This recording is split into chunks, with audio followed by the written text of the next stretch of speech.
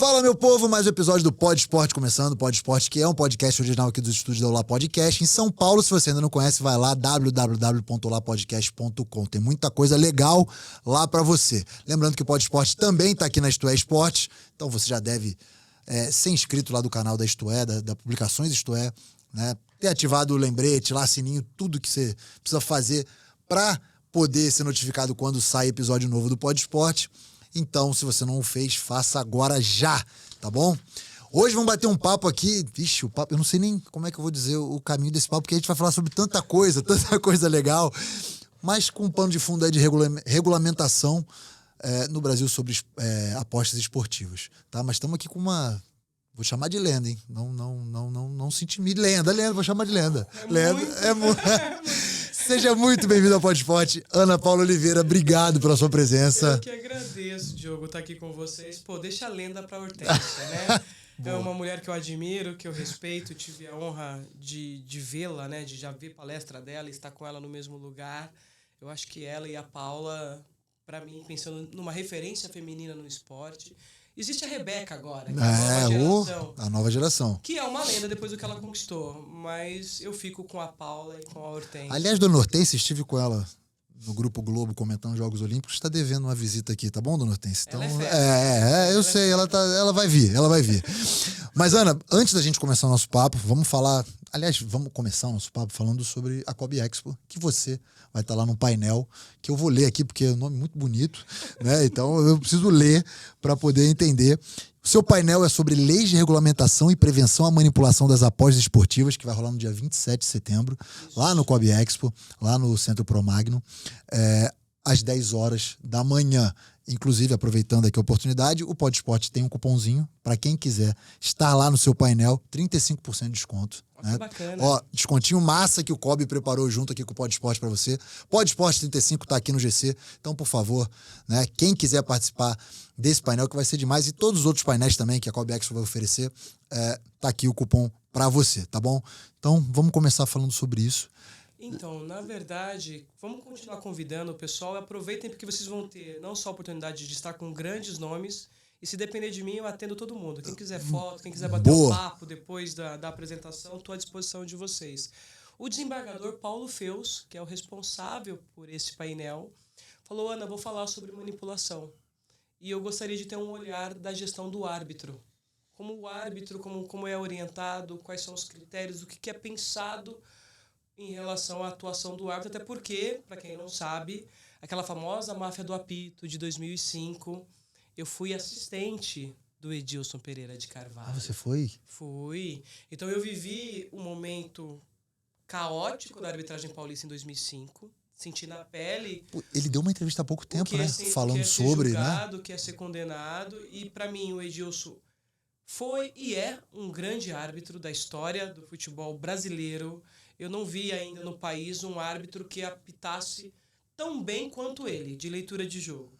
Porém, lamentavelmente, o humano falhou, né? Uhum. O humano acabou se perdendo por aceitar um valor, uma aposta, né? Ajudar no sistema de apostas. A gente está falando de 2005. Conseguimos superar essa crise, vale se dizer que foi muito doloroso para nós aqui em São Paulo, para o Brasil, mas falando para São Paulo, porque a arbitragem paulista sempre foi uma referência, sempre foi um carro-chefe, e eu vivi tudo isso muito de perto, Diogo, então assim, como árbitra. E depois veio um novo momento, eu já como gestora, líder, né, como gestora, como a primeira mulher presidente da comissão de arbitragem aqui de São Paulo, revivendo esse mesmo assunto, mas agora cuidando na prevenção, o que a gente poderia evitar. Como a gente poderia trabalhar isso com os nossos árbitros para não viver o amargo do que foi o nosso passado.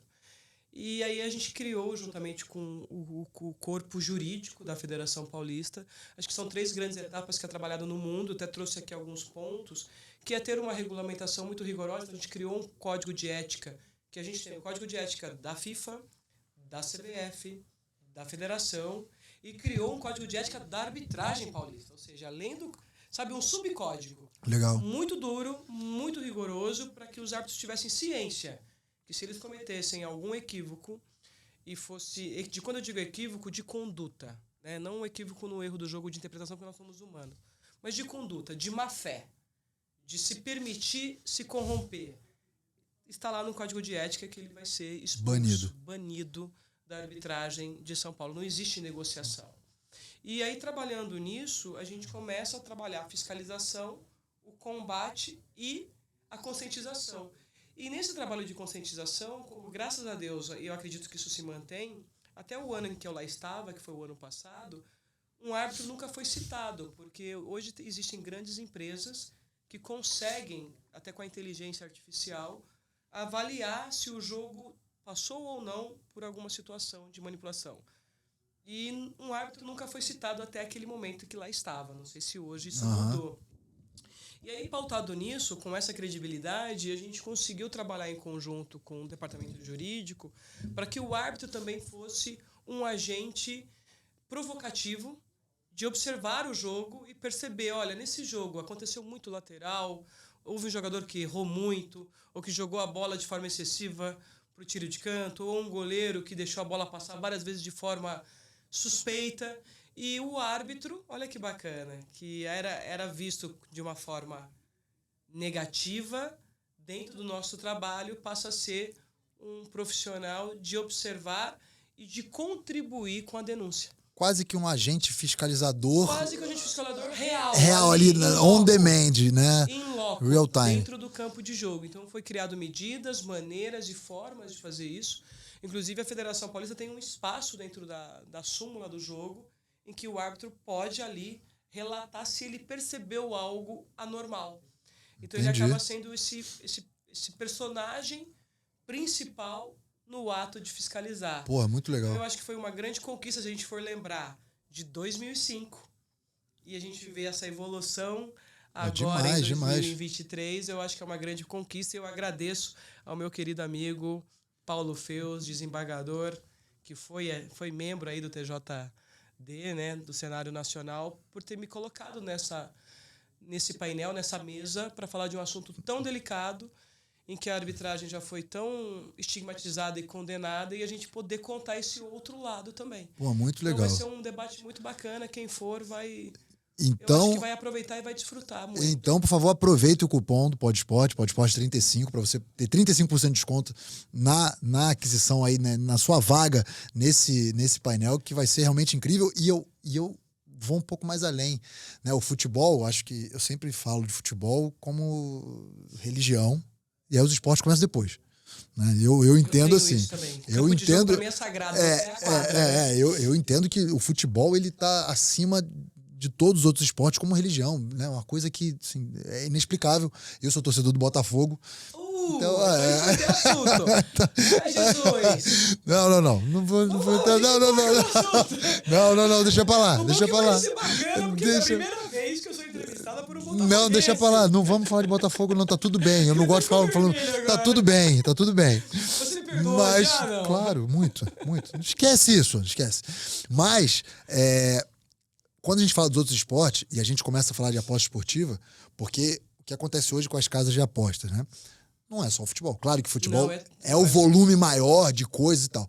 Mas hoje os esportes olímpicos, em sua grande maioria, até corrida de galgos, temos lá. Tudo. Então, você imaginar. Depende do estilo da casa de aposta. Exatamente. Enfim, mas você tem, bet, né? mas você tem tudo. Você tem tudo dentro hoje dos esportes olímpicos. Então, assim, é uma discussão que se inicia muito fortemente. Se inicia não, já acontece há algum tempo dentro do futebol, porque é onde a gente tem maior visibilidade e tudo, mas que eu acho que em breve... E até porque o ano passado, você como bom botafoguense, a gente viu grandes denúncias que foram confirmadas Joãozinho. por parte de jogadores na primeira divisão do Campeonato Brasileiro. Então isso é muito perigoso. E quando a gente fala de integridade da competição, da veracidade da competição, né, da imparcialidade, você vê um jogador de primeira divisão diretamente envolvido, isso mancha o nosso campeonato. É muito complicado. Isso mancha não só o campeonato brasileiro, mas isso mancha o país do futebol, que são, até o momento, somos o único ainda pentacampeão do mundo.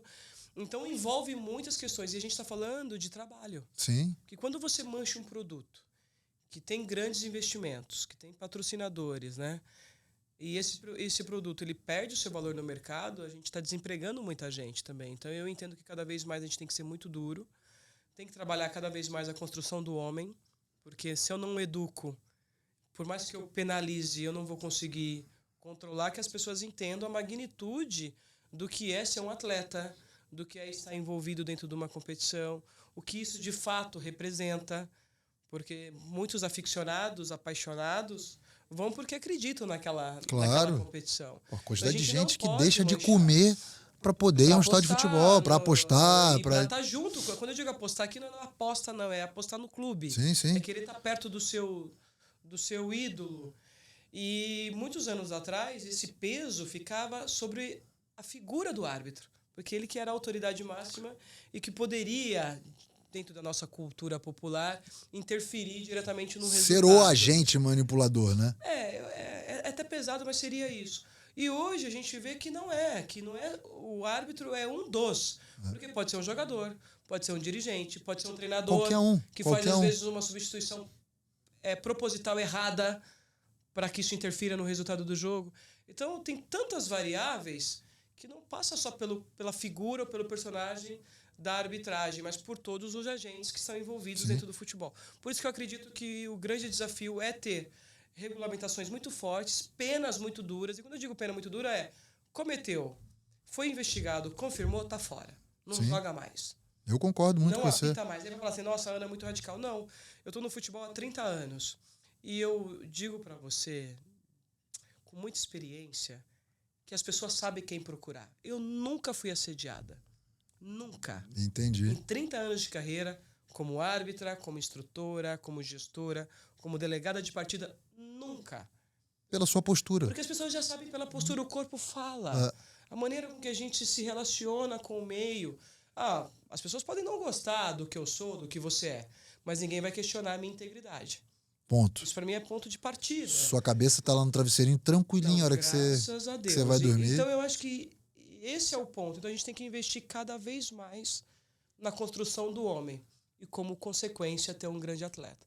Se a gente só focar no grande atleta ou no grande árbitro, como aconteceu no passado, que era um grande árbitro, mas não cuidar da construção do homem, vamos continuar tendo problema. Porque, assim, é que você falou, a construção do homem, né? O ser humano é ser humano. Né? Às vezes, quando você fala, o cara, e a gente tem apostas aí, se abrir agora qualquer bet, você tem apostas Série A, Série B, Série D, Série feminino, C. Sub-15, Sub-17. Então, assim, o cara da Série A, e assim, entendo o que eu vou falar, tá? Pelo amor de Deus. O cara da Série A fazer isso, eu não consigo entender de jeito maneira. Eu concordo com você, não se justifica. Não se justifica. O cara da Série D, eu não concordo que faça. Mas você lá ainda tem cara, quanto que o cara ganha, quanto que o cara...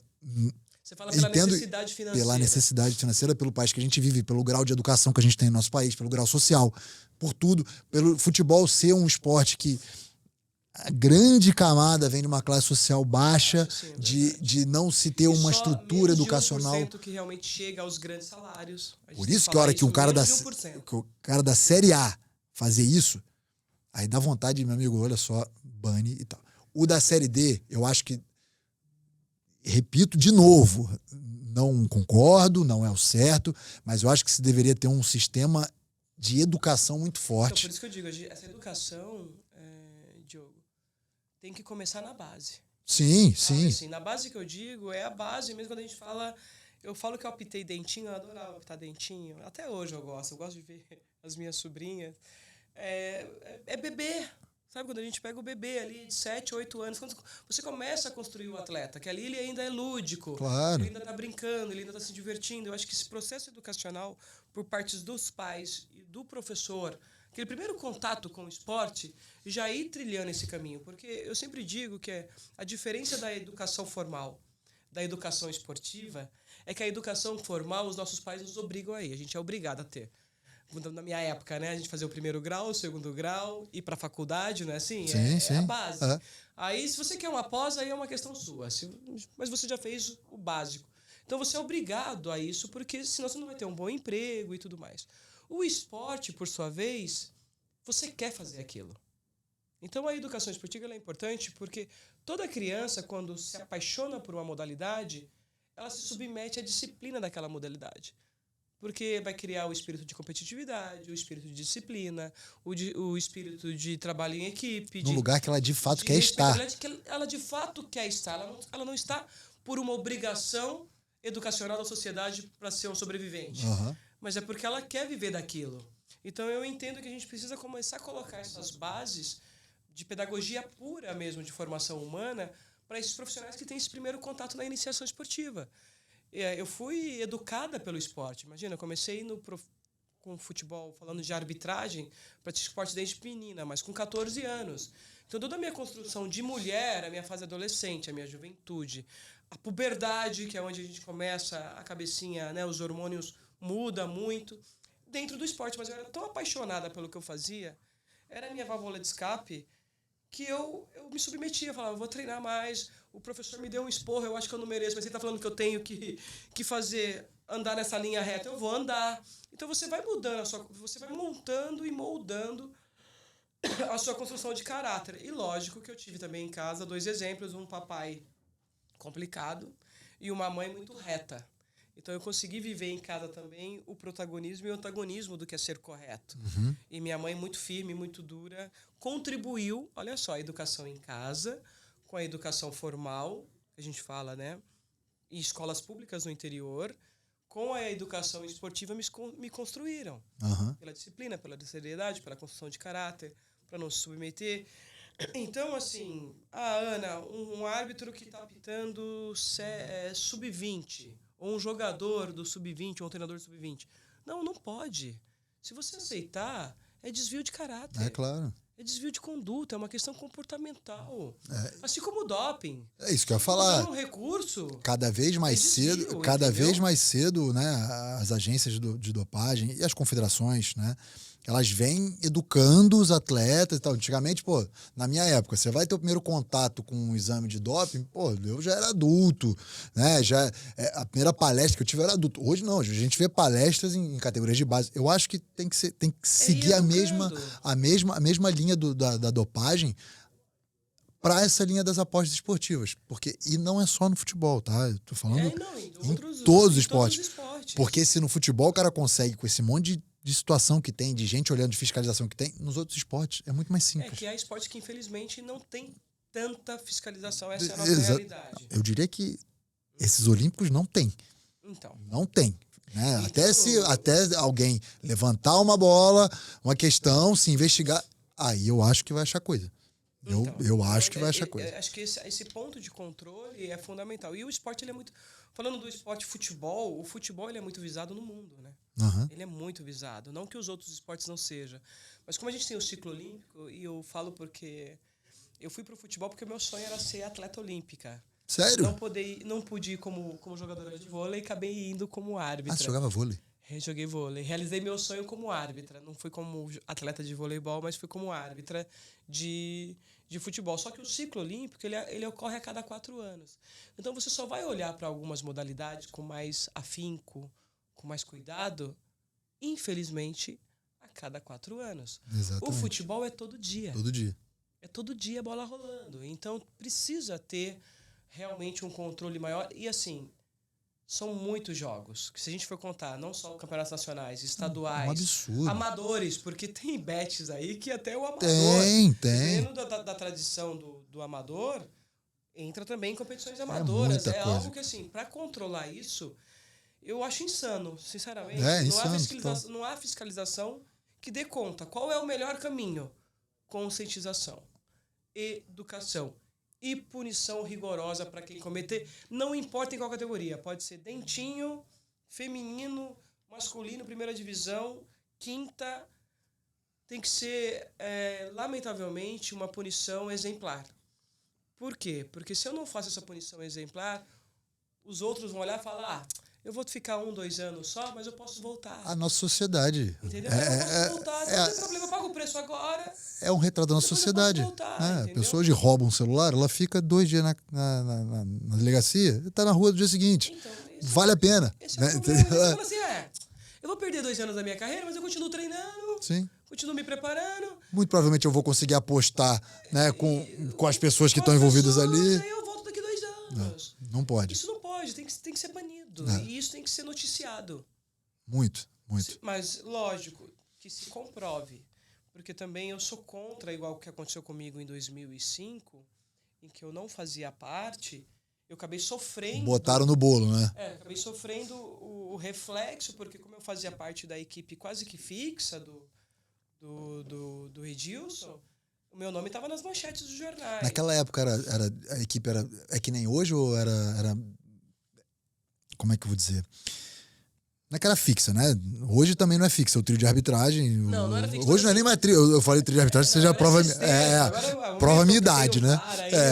Tem 715 pessoas para apitar o jogo. Eu acho que assim, na nossa época, não é que era trio fixo. A gente viveu a cultura do trio fixo num período no país, foi um experimento, assim como a gente viveu o experimento dos dois árbitros, lembra? Sim, lembro, meio campo um, meio campo outro. E a gente viveu, assim, a questão da afinidade. Ou seja, eu tenho muita afinidade com você, a gente funciona bem. Então, automaticamente, a gente vai trabalhar mais juntos, porque eu confio em você, você confia em mim, e a comissão percebe que nós temos uma sinergia de trabalho, que existe uma troca. Porque isso contribui, ambiente de trabalho contribui. Claro. Se eu tenho um ambiente saudável, eu me sinto confortável naquela equipe, a probabilidade de eu corresponder, tecnicamente, é maior. Então, e no caso do Edilson, ele era um bicho complicadinho, temperamento difícil, eu também sou um pouco, tá? Então, a gente tinha duas personalidades muito fortes, assim. E quando me perguntaram, você aceita trabalhar com ele? Ele era o melhor árbitro do país. Tava nos grandes jogos. Eu me senti honrado. Eu falei, lidar com a personalidade dele não é um problema pra mim. Pô, eu estando com ele, eu vou estar nos grandes jogos. Sim. E isso mostra também o quanto e o como eu cresci como árbitra. E aí eu lembro que eu fui trabalhar com ele e falei pra ele, olha, vamos fazer assim, você faz o seu, eu faço o meu e tá tudo certo. Aí a televisão prova quem tá certo. E a gente se respeita. E pautado nesse respeito, a gente nunca teve problema, fizemos grandes jogos juntos. E quando tudo aconteceu, eu confesso pra você que eu demorei pra acreditar que aquilo realmente estava acontecendo com a gente. E que o meu líder era o personagem principal, entendeu? Assim... Porque tipo, até uma parada de decepção. Eu aprendi a ter uma admiração e um respeito muito grande por ele. E foi uma fusão de sentimentos, de tristeza, de frustração, de decepção, né? De não perceber nada, porque eu não percebi nada. Se eu te falar que eu percebi alguma coisa, eu vou estar te mentindo. E foi doloroso, foi doloroso. E eu acho que, assim, ele pagou um preço muito alto também. Agora, olhar pelo lado humano, a sociedade foi muito cruel com ele, porque eu já vi coisas no nosso país piores e as pessoas não serem tão massacradas como ele foi. Não concordo com o que ele fez, como eu disse, sou totalmente contra. Graças a Deus eu faço parte do time sério, correto. Nunca me submeti a nada que me desabonasse na minha base de valor. Eu sou do tipo que eu tenho coragem de sair de cena, procurar outro caminho do que ferir a minha base de valor. Porque eu não vou conseguir dormir com isso. Então, agradeço a minha mãe muito por me dar essa força para eu cada vez mais valorizar a minha base de valor. Que é muito importante. E foi... Mas foi doloroso. Isso que assim, foi... Pô, eu não posso imaginar. E por isso que eu trabalhei muito forte quando eu tive à frente, como líder, com o time de arbitragem de São Paulo. E assim... Eu vivi um processo em São Paulo, quando ali entrei, que eram 600 profissionais. E eu entreguei para o novo gestor 400 só. A gente fez um trabalho também de limpeza técnica. Não passou por essas questões, graças a Deus, mas a gente criou indicadores para que a gente pudesse filtrar melhor o perfil do árbitro de São Paulo e aí fazer realmente uma limpa, que a gente fala. Mas uma limpa não... A Ana não gosta do Diogo. Limpa técnica mesmo. E vai tirá-lo de cena. Não. A gente criou normas, regulamentos, indicadores, que era conhecido por todos. Tem que cumprir isso aqui, meu amigo. Se não cumprisse aquele beabá, estaria sendo avaliado. E a gente criou até uma comissão para avaliar quem nós aceitaríamos a inscrição ou não. E uma vez que a gente não aceitava a inscrição...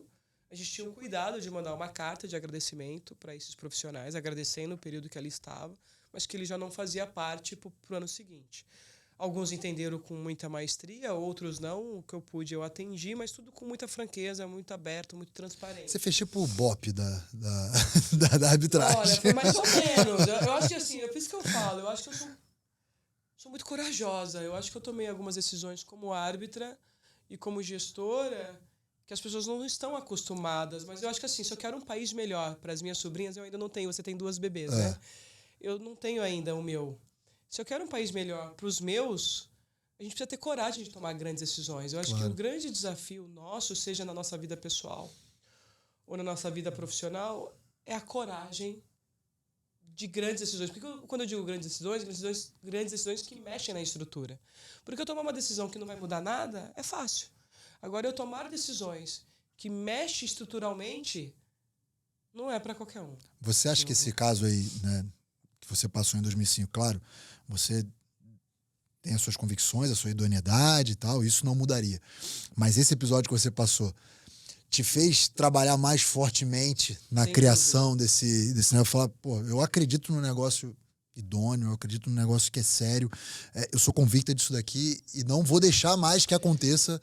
Porque eu acredito muito, eu não sou, as pessoas vão estar me ouvindo, mas assim, gente, eu sou o ser mais imperfeito da face da Terra, mais liberal da face da Terra, penso fora da caixa. Quem tiver a oportunidade de perguntar sobre assuntos, é que a gente fala em geral dos assuntos muito tradicionais. Eu sou uma pessoa que penso muito fora da caixa. Mas eu acredito, mesmo pensando fora da caixa, olha que louco, eu acredito muito na força do exemplo. Eu acredito muito na força do exemplo. Porque, assim, como eu disse, na minha casa, eu tive um grande exemplo e um mau exemplo. E como esse paradoxo faz você construir o seu caminho. Então, eu sou muito favorável a bons exemplos. Eu acho que a gente precisa ter mais ídolos no esporte, mais ídolos em vários segmentos da nossa sociedade, sabe? Assim, um grande mentor no sistema econômico, um grande mentor de gestor público. A gente precisa ter grandes exemplos para querer seguir e para fazer as transformações necessárias. Então, depois de ter passado tudo isso, assim, de ter passado humilhações, de ter passado um momento difícil da máfia do apito, de ser mulher no meio predominantemente masculino. Quase que pioneira, né? Sim, praticamente. Eu dei a sorte, antes de mim tiveram outros, mas eu dei a sorte de ter visibilidade e de ter coragem, como eu falei, de tomar algumas decisões.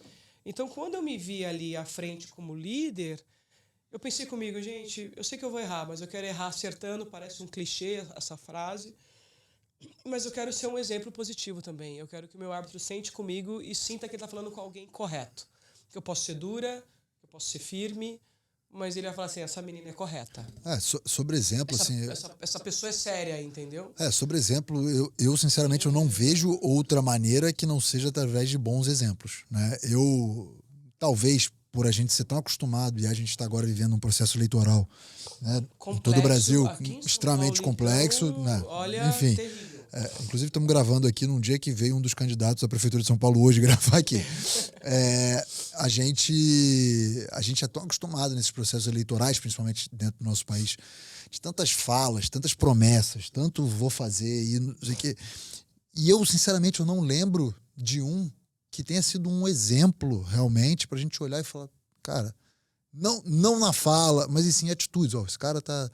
Assim, eu não sou o cara que acompanha política todo dia, né?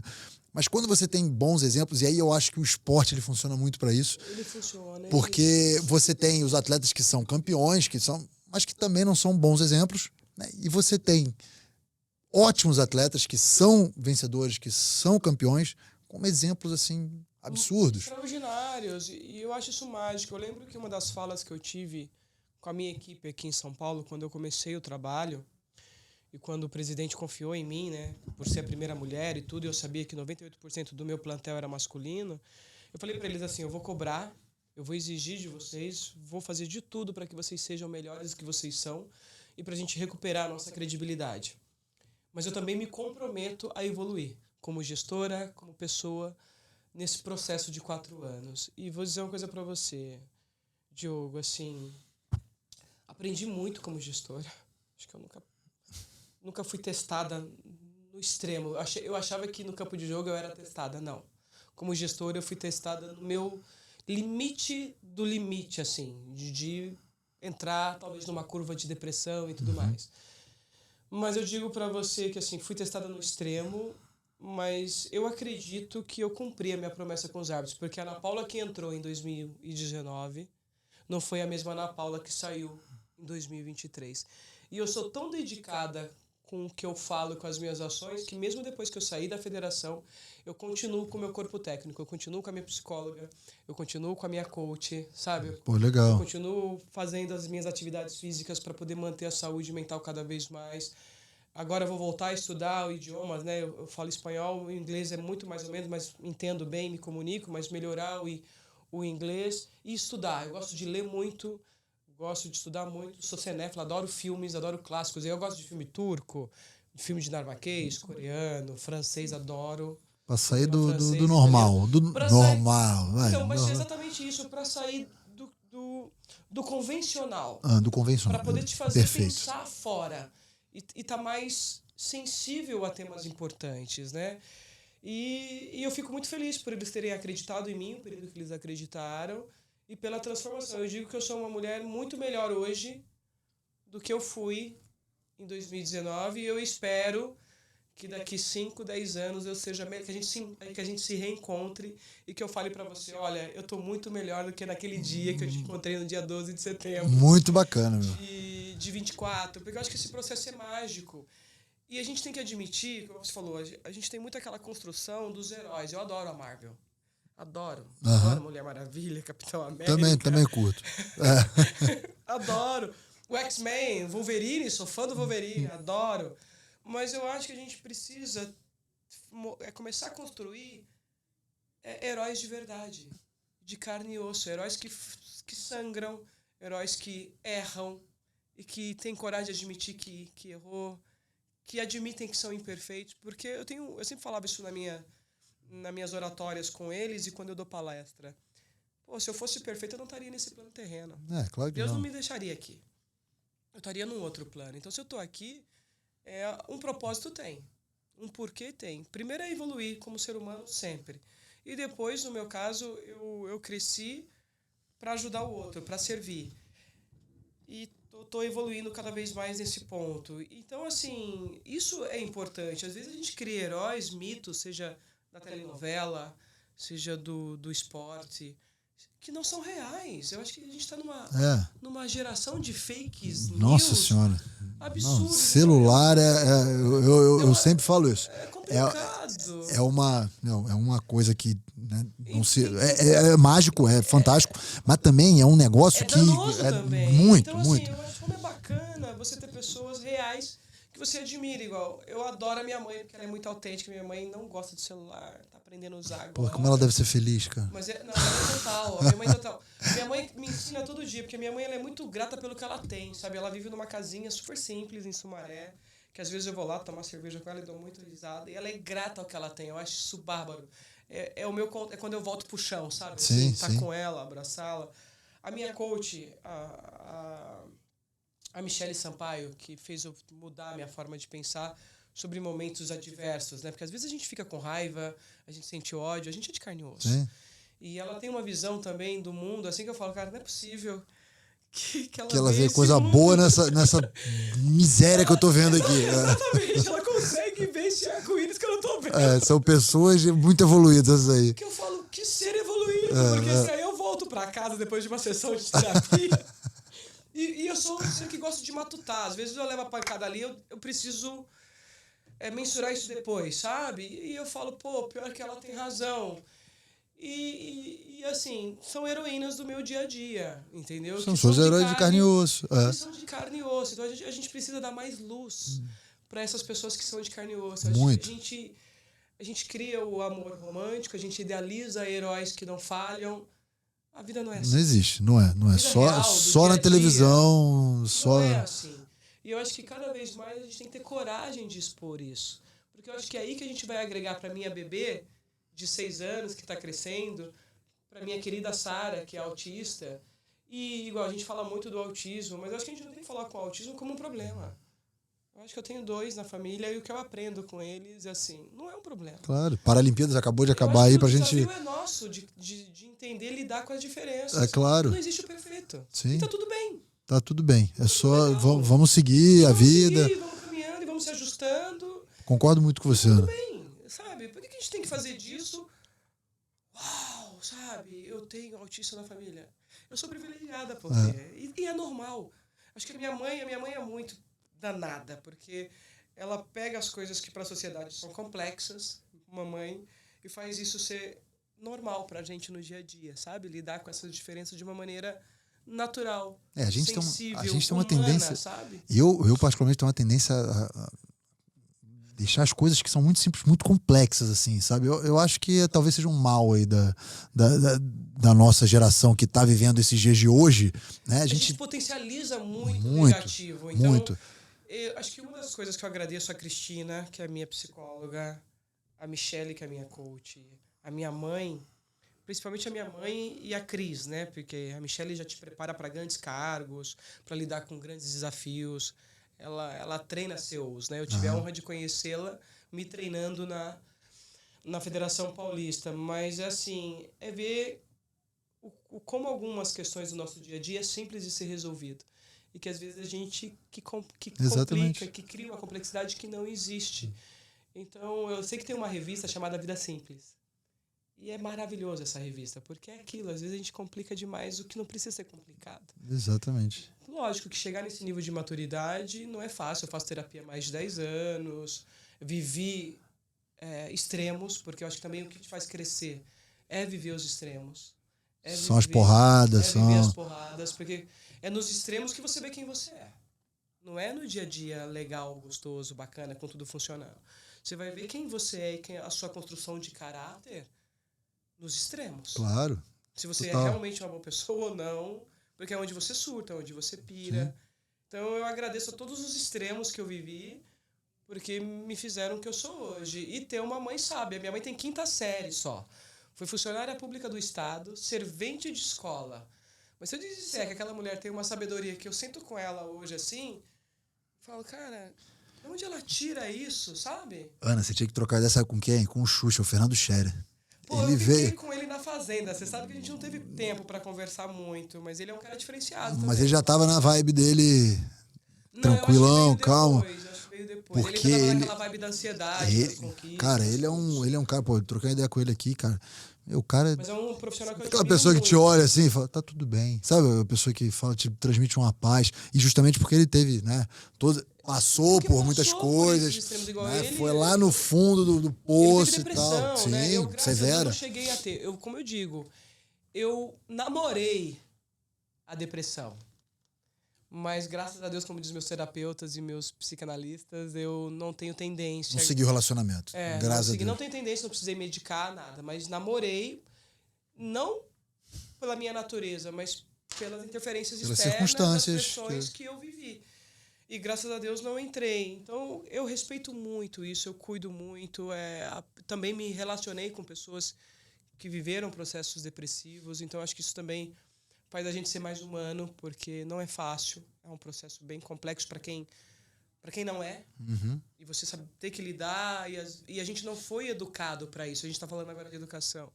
A gente foi educado assim, imagina, é frescura. É, frescura. É mimimi. É doença de rico. É doença de rico. Doença de rico é o que eu mais ouvi. E não é doença de rico. A diferença é que o rico tem condições e consegue tratar. diagnosticar. O pobre tem que trabalhar. Com a depressão ou não, ele tem que se virar para sustentar. Mas não é uma doença, é uma doença grave que não atinge só. Claro que não, atinge o ser humano. Atinge a pessoa. Classe social, não existe. Não existe classe social. E aí quando você vai aprendendo, igual eu falo, eu era preconceituosa, mas o preconceito porque eu não detinha do conhecimento.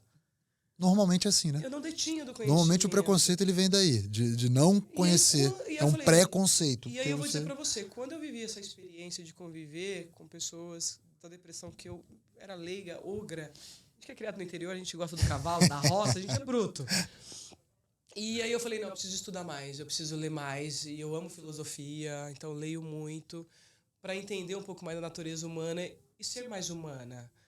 Porque eu confesso para você que a primeira experiência que eu tive, eu fui criada dessa maneira. Você tá de sacanagem, você tá brincando, tem que trabalhar todo dia. Se você tivesse boca para sustentar, você não passaria por isso.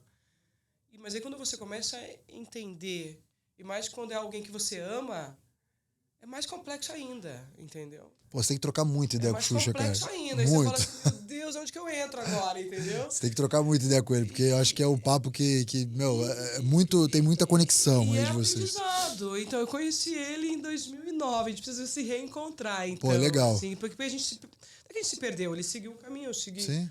eu segui outro, mas assim, quando o conheci, já gostei dele. Legal. Né? Quando a gente trabalhou juntos na Record, ele foi comentarista lá também.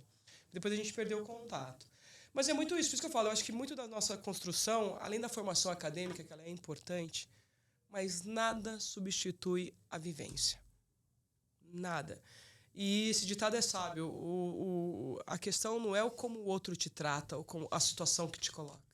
Mas o desafio está como você reage. Como você olha para aquilo. Que vou dizer para você... É difícil, porque eu sou tinhosinha, sabe? Eu sou tupetudinha para algumas coisas. E hoje, falar para você que hoje eu tenho a sinceridade de olhar quando eu sou atacada, quando eu sou bombardeada, quando acontece algo, você fala assim, bom, peraí, não vou olhar de dentro, deixa eu enxergar de fora. Deixa eu ver o que está acontecendo. Você só vai conseguir mudar o que está ao seu alcance.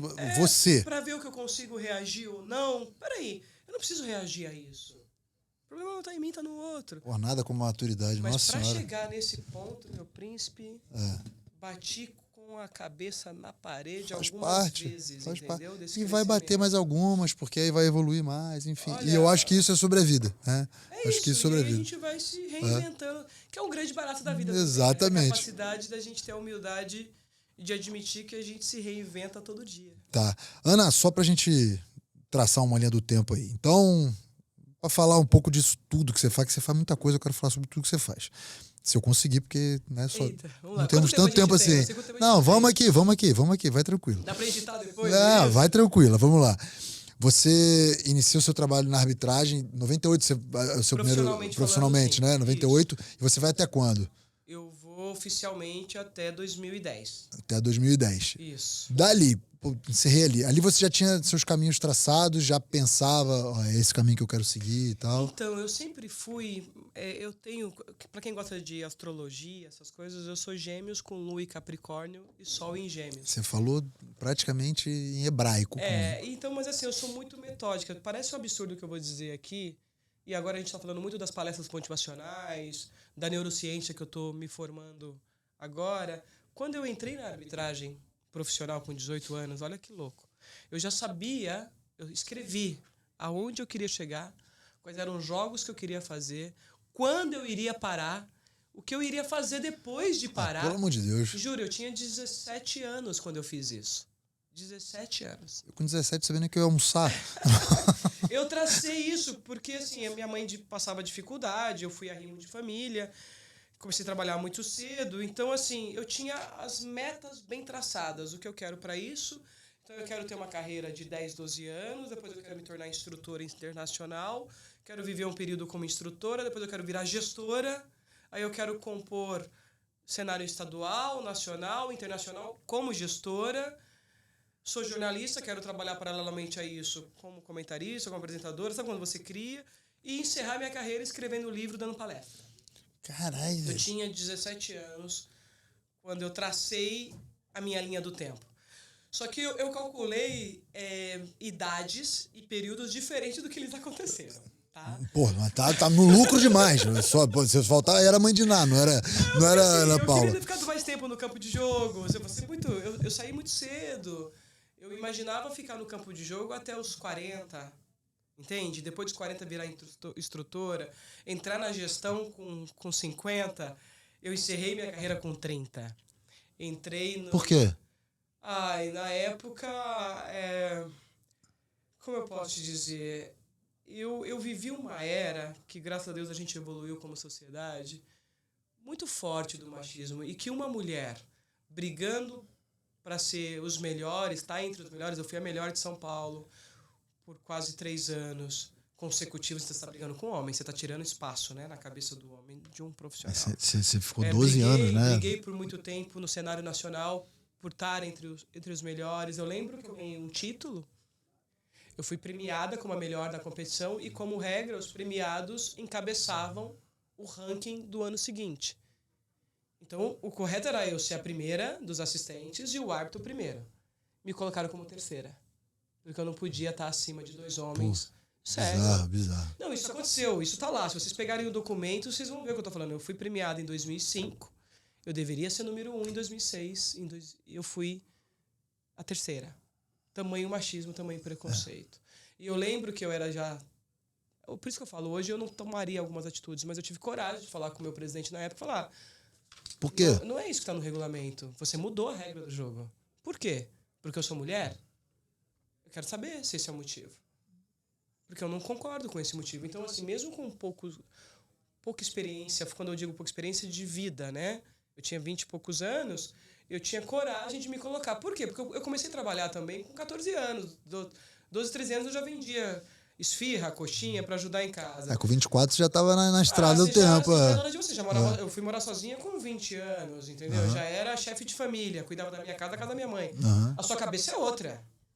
E aí eu comecei a indagar esses fatores. E por azar do destino, que não é, porque todo atleta de alta performance você a gente vive curvaturas, a gente vive picos, queda e pico de novo. Eu vivi um crescimento e vivi um pico normal. Eu tive equívocos milimétricos, mas que não aconteciam comigo. E, lamentavelmente, me equivoquei num grande jogo. E aí foi, como eu posso dizer... Caça-bruxa, tudo que todo mundo precisava para... Era tudo que precisava para falar assim, não, vamos dar um sossega-leão nessa garota. E foi exatamente o que aconteceu. Só que o que eu lamento dessa época é que eu estava tão esgotada mentalmente... que eu desisti de seguir como Você não teve nem força pra não, vou provar. Eu estava me formando, como eu sempre gostei de estudar, estava me formando em jornalismo. Agradeço a Central Nacional de Televisão aqui da Alameda Santos, que me convidaram, me deram um contrato, menina, que legal. Em 2008. E aí eu falei, não, peraí, existe luz fora da função árbitra de futebol. Eu posso viver outras coisas, né? E até esse momento eu também não tinha uma vida pessoal regrada, porque não dava, viajava e tudo mais. E aí eu falei, não, peraí, isso em 2008. Eu fui 2008, 2009, 2010. Em 2010, com o falecimento do meu pai, eu encerro minha carreira. E eu comecei aí um novo mercado que foi na televisão e na imprensa. Eu escrevi, eu fui colunista do Diário de São Paulo, se eu não estou equivocada, do Estadão. Trabalhei na Rádio Estadão, trabalhei na Record, trabalhei no SBT, fiz ponta na Globo, na Rádio Mix. Tudo muito nova, né? Tudo muito nova, tudo muito precoce. Aí vivi o meu primeiro relacionamento estável, fui morar junto. Aí consegui ter uma vida normal. Sabe aquela vida normal de você ter rotina? Sim. Que a vida de atleta não tem Vamos rotina. ao cinema, vamos viajar agora. Viajar, férias dos dois. Que eu não tinha essas datas, né? E foi bom, acho que foi bom pra mim. Foi onde eu cresci intelectualmente muito, porque foi onde eu estudei muito, foi onde eu li muito. Eu estava fazendo mestrado, eu queria fazer mestrado pela Unicamp. Mas não me deixaram muito tempo longe, eu também não consegui ficar muito tempo longe. Isso foram 4 anos. Aí, em 2014, eu entro em contato com até então o presidente da Comissão Nacional daquele momento e falo, olha, eu estou fazendo mestrado, estou discutindo comportamento humano. Na época, eu estava trabalhando sobre a construção do ídolo, sobre o comportamento de torcida, sobre o que o ídolo como Ayrton Senna pode causar para uma sociedade. E eu gostaria de contribuir, porque tinha sido criada a Escola Nacional de Arbitragem. Eu quero contribuir com conteúdo programático como voluntária, na época eu me coloquei. E aí o presidente, então, me disse, mas você sabe que você tem que voltar a estudar, preparar? Eu falei, não, se é estudar, eu me coloco à disposição de vocês, até porque eu sou a favor, né, do conhecimento, estou na minha 2ª pós-graduação e estou indo para o mestrado naquela ocasião. E aí ele me convidou, fiz o curso, na época, curso específico de regra, que eu tenho mais de 100 cursos nessa área, e voltei. E aí voltei como já iniciando com 34, nova, a carreira de gestora, já como instrutora. E lembra que eu te falei do plano que eu tinha criado? Aí iniciei como instrutora, como secretária da escola, depois me tornei coordenadora nacional, depois fui para o cenário internacional, me tornei instrutora Conmebol, instrutora FIFA, virei referência de instrução, atuando dentro da confederação. Fui a primeira mulher a ser membro da Comissão de Arbitragem Nacional. E ali eu falei, opa, vou fazer gestão de futebol. Eu quero ser presidente de alguma comissão um dia, de arbitragem. Quero ser. Tem essas coisas dos desafios. Mas eu colocando para mim mesmo. Muito legal. E aí eu fui presenteada para vir para São Paulo presidir a Federação Paulista. E aí o sonho não acaba, né, Diogo? Porque depois que eu presidi São Paulo... Eu sonho ainda com o cenário nacional, com o cenário sul-americano, com o O cenário famoso por que internacional. não, né? Mas eu acho que a gente tem que. Mas eu acho que a gente precisava, no meu caso, pessoal, eu precisava melhorar algumas valências minhas. Eu acho que, tecnicamente falando, eu sou muito estudiosa, eu me preparei tecnicamente. Mas a gente, da nossa geração, a gente foi muito cobrado, assim. Os nossos treinadores eram muito duros. A gente não era acarinhado. Não tinha. Certo? Eu tô falando bobagem. Eu tô Não. falando É a mentira. base da porrada A gente mesmo. era na base É da porrada. porrada. Os nossos, igual, meus treinadores para eu ser árbitra, não tinha abraço, afago, era pancada. Eu sou da época Não sei que, se na você pode verdade. compartilhar alguma experiência Não, sua não, aí. porra, claro que posso, mas eu queria falar que, inclusive, foi um dos meus últimos treinadores que veio a falecer, infelizmente, em 2022, o Sérgio Hortelã, um treinador icônico no cenário nacional e tudo, ele falava a frase, e assim, ele é das antigas, né? E Era pegou duro, uma. pancada, Ele duro. falava, só os fortes sobrevivem. Eu ouvi E, isso meu amigo, é a minha porrada. carreira inteira. É só os fortes sobrevivem, só os fortes Só os sobrevivem. fortes sobrevivem, E então você dá sobrevivemos. e Estamos sobrevivemos. aqui. Só que aí quando você vai para essa nova geração, e aí é algo que foi bom para mim a gestão em São Paulo, já não funciona mais essa técnica. Não. E aí a Nem um gente pouco. precisa, por isso que eu falo que eu cresci muito com o meu time, a gente precisa rever isso. Muito. A forma, a maneira, o jeito. Apesar que eu também fui lutadora, né? Treinei artes marciais e o meu mestre falava uma coisa e eu concordo com ele, e Bernardinho tem razão. É melhor sofrer no treinamento, é melhor apanhar em casa do que apanhar na rua. Muito. Então eu sempre falava para os meus árbitros, eu vou tirar de vocês o máximo, vou espremer, vou testar o psíquico de vocês no extremo, mas eu tinha uma psicóloga para dar suporte, que na minha época não existia psicólogo. Claro que no não. esporte. Se vira em casa, vai chorar no Vai travesseiro. chorar no travesseiro e se vira, e volta no outro dia para treinar. Exato. Então eu falava assim, eu vou trabalhar o máximo de vocês, vou mexer com o brilho de vocês, porque se amanhã ou depois um jogador fizer isso, vocês estão preparados. Então eu fui muito dura. Não, você foi muito Capitão Nascimento. E como treinadora. mas também fui a que dá afago, a que tá do lado junto, porque eu acho que ganhar e perder faz parte do jogo. E o grande diferencial não tá quando você tá ganhando. Porque quando você tá ganhando, meu príncipe, se a sua esposa me permite falar assim, é muito fácil você ter todo mundo do seu lado. É óbvio. Quando a medalha tá no peito, é muito fácil. Então vai mais uma frase pra você. Agora, Vai mais uma frase. quando você cai na derrota, é que você vê quem tá do seu lado. A vitória tem muitos pais. A derrota é quase órfã. Não, quase não. Ela é órfã. Então, quando você cai, e eu estive ao lado de todos os meus árbitros que caíram. Todos. Eu, como gestora, não abandonei nenhum deles. E isso, pra mim, é questão de honra, sabe? Um liderado meu nunca ficará sozinho no momento de queda. Porra, muito legal. Nunca. Muito legal. Muito Nunca, legal. porque eu sei como é doloroso, como é cruel a derrota e quando você tá por baixo. Muito, muito. Você sozinho. Sempre sozinho, né? Sempre Sempre a história da derrota é eu quase acho órfã. que o líder é esse que tem que te cobrar, tem que te aplaudir quando você tá no auge, mas tem que te dar a mão e tem que entender junto com você o porquê que não deu certo, o porquê que errou, o que aconteceu, e juntos construir um novo caminho e se reerguer, e ser resiliente e continuar seguindo em frente. Eu tenho isso como filosofia de vida, tá ao lado dos meus sempre. Concordo muito com você e admiro muito você fazer isso, sabe? Acho que Mas eu fui um pouco de Capitã Nascimento. Mas faz parte, pouquinho, cara. eu melhorei. Faz parte, ué. Não pediu pra ninguém pra sair, mas tá bom. Ana, e aí, pô, entre, né, diversas, né, atribuições que você teve e tem até hoje, o desafio que você está enfrentando agora, que é estar à frente da comissão. Oh, meu Deus do céu, eu falei que eu não esquecer. Do comitê organizador da Copa do Mundo de 27. Na verdade, eu componho, né? Eu tenho o meu secretário, que é o Ricardo Gomide, que está à frente da carteira, e eu estou ao lado dele, e ele me incumbiu de ser a pessoa responsável pela Copa do Mundo Feminina, porque a gente tem 2 grandes eventos para São Paulo, né? Uma é a Copa do Mundo, que a cidade de São Paulo é uma das cidades candidatas, a gente ainda não está confirmado, a gente pretende confirmar a cidade de São Paulo. A gente está agora nos trâmites, vai ter visita e tudo mais, mas a gente ainda não está confirmado. E ele me convidou pela Secretaria Municipal de Relações Internacionais, juntamente com o Aldo Rebelo, que está hoje na gestão municipal, para cuidar com muito carinho dessa carteira. E a gente também tem a carteira dos Jogos Pan-Americanos, que São Paulo sonha em sediar em 2031.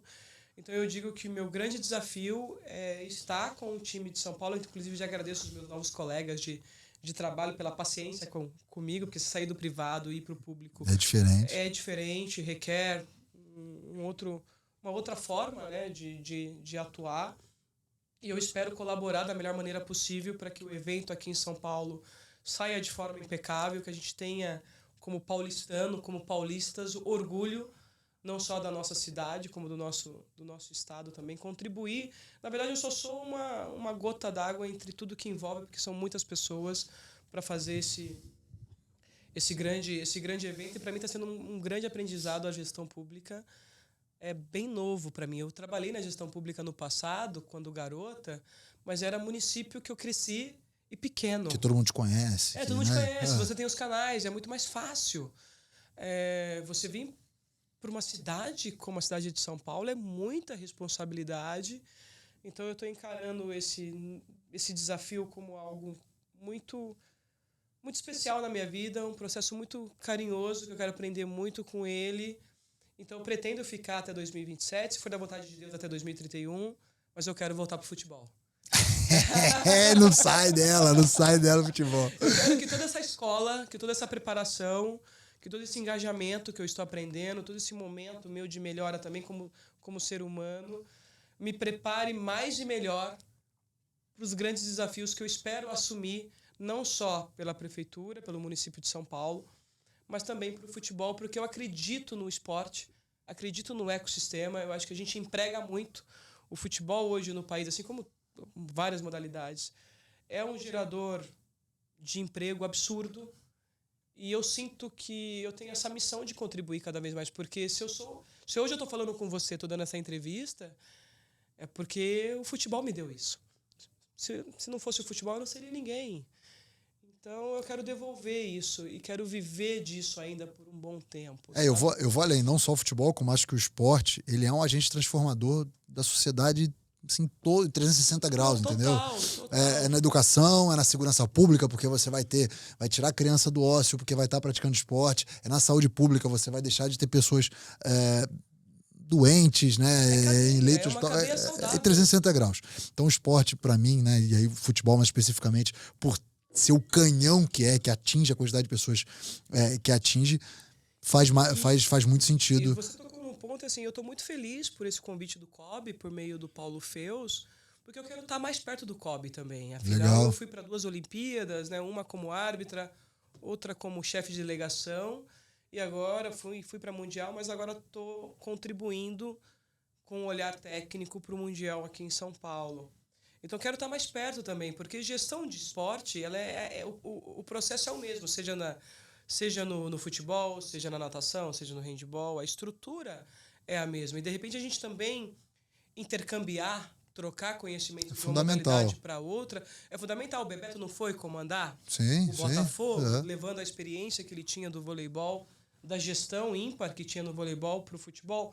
Então, eu também espero viver essa troca, essa experiência com outras modalidades, pela experiência que eu tenho, a expertise dentro do futebol. E tá começando com o pé direito. Na COB Expo, que vai rolar o seu painel dia 27. Dia 27 às 10 horas. Dia 27 às 10 horas da manhã. Por favor, eu vou ler de novo, porque eu sou péssimo de lembrar as coisas, então dá licença, eu vou ler.